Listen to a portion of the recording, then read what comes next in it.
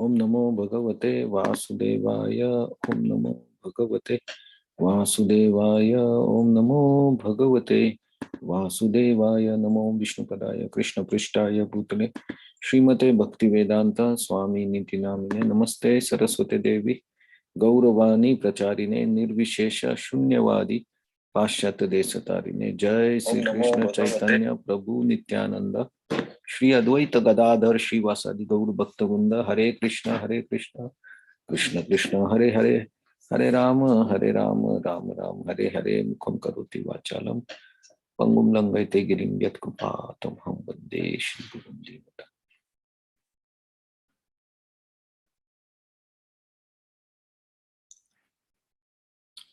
Hare Krishna. So Krishna is explaining about the effects of different gunas and what you get in which guna.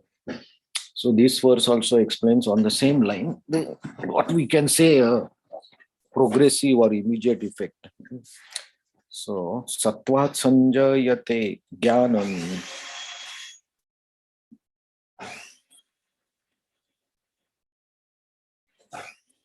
Sattvat Sanjayate Jnanam. Rajaso Lobha Eva Cha. Rajaso Lobha Eva Cha. Pramada Moha Tamaso. Pramada Moha Tamaso.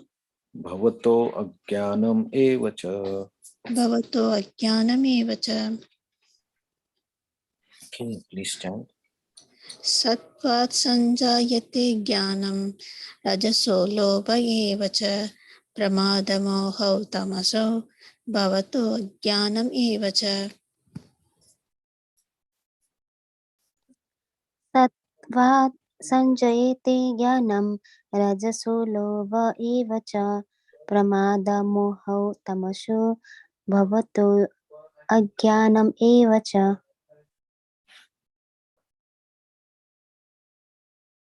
Okay, so translation and purport. From the mode of goodness, real knowledge develops. From the mode of passion, greed develops. And from the mode of ignorance develops foolishness, madness, and illusion. Purport. Since the present civilization is not very congenial to the living entities, Krishna consciousness is recommended. Through the Krishna consciousness, society will develop the mode of goodness. When the mode of goodness is developed, people will see things as they are. In the mode of ignorance, people are just like animals and cannot see things clearly. In the mode of ignorance, for example, they do not see that by killing one animal, they are taking the chance of being killed by same animal in the next life. Because people have no education in actual knowledge, they become irresponsible. To stop this irresponsibility, education for developing mode of goodness of people in general is must be there. When they are actually educated in the mode of goodness, they will become sober and in full knowledge of things as they are. Then people will be happy and prosperous. Even in majority of the people aren't happy and prosperous, if a certain percentage of population becomes Krishna conscious and becomes situated in mode of goodness, then there is the possibility of peace and prosperity all over the world. Otherwise, if the world is devoted to mode of passion and ignorance, there cannot be peace and prosperity. In the mode of passion, people become greedy and their hankering for sense enjoyment has no limits. One can see that even one has enough money and adequate arrangement for sense gratification, there is neither happiness nor peace of mind. That is not possible because one is situated in the mode of passion. If one wants happiness at all, his money will not help him. He has to elevate himself to mode of goodness by practicing Krishna consciousness. When one is engaged in mode of passion, not only he mentally unhappy, but his profession and occupation are all very troublesome. He has to devise as many plans and schemes to acquire enough money to maintain his status quo. This is all miserable. In the mode of ignorance, people become mad, being distressed by their circumstances. They take shelter of intoxication and thus they sink further into ignorance. Their future in life is very dark. Srila Prabhupada gives very practical, logical, and strong purport. The mode of why the mode of goodness is required. We have seen that in the previous shlokas and here also, mode of because of mode of goodness, knowledge develops. So what type of knowledge is not the, say, engineering knowledge or medical knowledge, not that type of knowledge. Knowledge about the reality of this world, knowledge about our identity, that is developed because the mind gets inclined to understanding the higher purposes, and that knowledge actually brings person to state of mind where he does not hanker for different things. That's why he becomes peaceful, or he becomes peaceful with whatever he has. So that is also a knowledge that um, just running after the things does not make you happy. So you should be satisfied with what you have.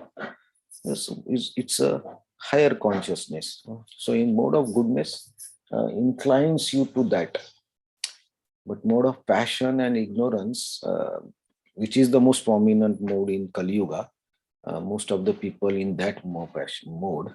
Yesterday we were discussing about the shopping and several things. Right? It's there; they are actually never ending.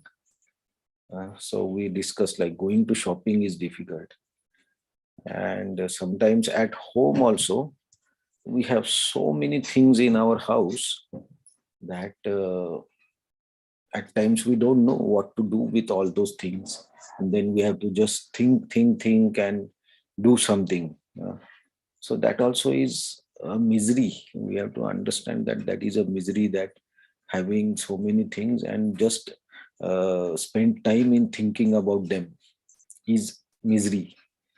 Sometimes, not sometimes, most of the time people think that, oh, that's a useful time, that I have to think what I have to wear. I have 10 dresses or 15 dresses and I have to think what I have to wear and how and all. People think that this is a practical thing. We have to do this. Yeah, but that's mode of passion. It's ignorance. We don't know the reality. So, if we want to become peaceful and knowledgeable and happy, we have to change the way we live. There are so many stories of different successful people, uh, and about the happiness, and they always say that they are not happy internally. They may have big houses, they have a lot of money, a lot of fan following, but they are not peaceful. We can see that if a superstar of film or movies or a sports person, if they go out in the people public, they cannot go to any restaurant also, because just the crowd comes and they cannot eat, and the photographs and selfies, and so all this is mode of passion. If we see some famous person, we want to take selfie, and then he has to give selfie, an unending process. So even if he wants to go somewhere and spend 1 hour peacefully, he cannot, because of his social status. So that becomes a misery for him. So he ran after money and everything, and ultimately what he get is nothing. There is a video of famous boxer Mike Tyson, and we all know that he was the most ferocious fighter, and he won so many world championships and so many medals. So the video was of his current life, and on one table there were so on in house in on table there were so many uh, championship belts were kept and trophies were kept, and the cameraman and the person was asking him like, what is the value of all these uh, championship belts and gold medals and all whatever? So his reply was, is zero value. Now it's zero value. Then he asked why. No, then what is valuable for you? So that his reply was, my family and my kids are more important for me. Of course, he said these belts and these championships, these were important at one certain point of time in my life, because I was so passionate and I was so ignorant of the reality that I just ran after all these things. And I lost most of my life running after these things. But now I understand that I uh, didn't use my time properly.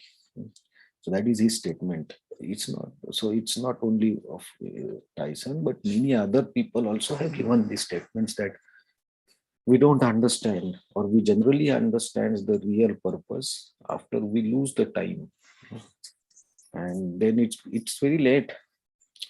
So that is the result of more of passion and ignorance, that you never get in touch with the knowledge. You just spend time running after the things, or just ignoring the things, or just being lazy. That's ignorance.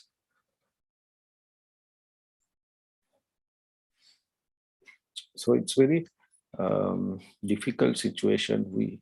That's why a person who somehow, like we all are reading Bhagavad Gita every day, 10 minutes, 15 minutes for last more than 1 year, I think.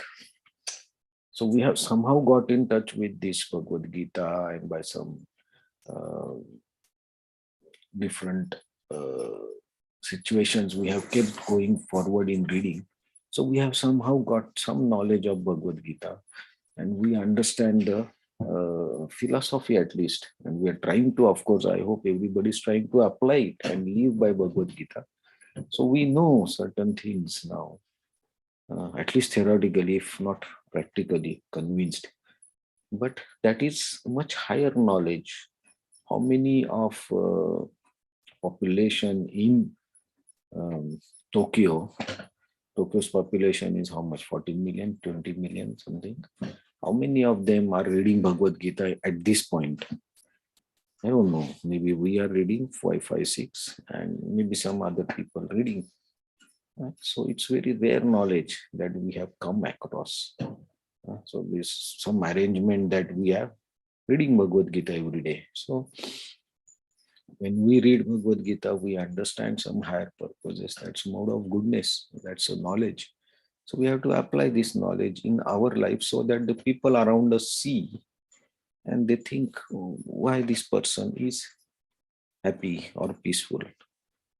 It's not about money. It's not about followers. It's not about position. It's nothing. It's about the knowledge and the mode of goodness, that you become peaceful and happy. So that's why we have to live the Bhagavad Gita. So Arjuna, after hearing Bhagavad Gita, when he was fighting in the war, generally we think that Arjuna or a fighter should be in complete mode of passion and ignorance, and he should passionately attack the enemies and everything. But Arjuna was completely different. If you read Mahabharata, we understand that Arjuna was fighting the war in mode of goodness and passion. So he was in goodness because he was always in touch with Krishna and asking him, getting the knowledge from him, how he should act in different situations. So he was very conscious, and he was getting the knowledge. And he didn't just attack and just try to finish everything, not like that. So he was fighting with proper consciousness and good knowledge. That's the beauty of the spiritual knowledge, that you can fight the war in mode of goodness. Right? So as compared to Arjuna, I think our situation is not so bad, even if we have to face different challenges. But still, we can be in mode of goodness in all these situations. Of course, we cannot be 24 hours. But most of the time, we should try. uh, so sometimes we will go into ignorance, sometimes we'll go into passion. That's okay. That's okay, because modes are not under our control. They just act. So they just act. Prakriti acts and we just follow. But we have to use our knowledge to control sometimes when we notice that it's unnecessary wastage of energy and passion and intelligence. By that, we'll become happy. So here Srila Prabhupada also mentions that by passion, you cannot satisfy your any desire. It just keeps on increasing. Money, we want more money. We want more cars. We want everything more. There is no end to it. Somewhere we have to stop. And Greed means what? What we have, we are not satisfied, and we want what others have. It's not a good mentality. So, and ignorance is, of course, we know the places of ignorance you go, you will go mad. If you just to go for shopping in 100 yen, you spend time there for 1 hour. After coming out of the shop, if we look around us, it's look like a different world. We feel, oh my God, I lost my consciousness, I lost my intelligence in the shop. The layout of the shop is like that you will get lost in that. You can experience that when you go to these 100 yen shops and all. So we have to be careful in applying Bhagavad Gita and trying to be in mode of goodness to get the good results. So let's try our best. And Krishna will explain about more effects of these moods, and we'll continue to see them in next discussions. Hare Krishna. Thank you very much. Okay. Any comments? Anything?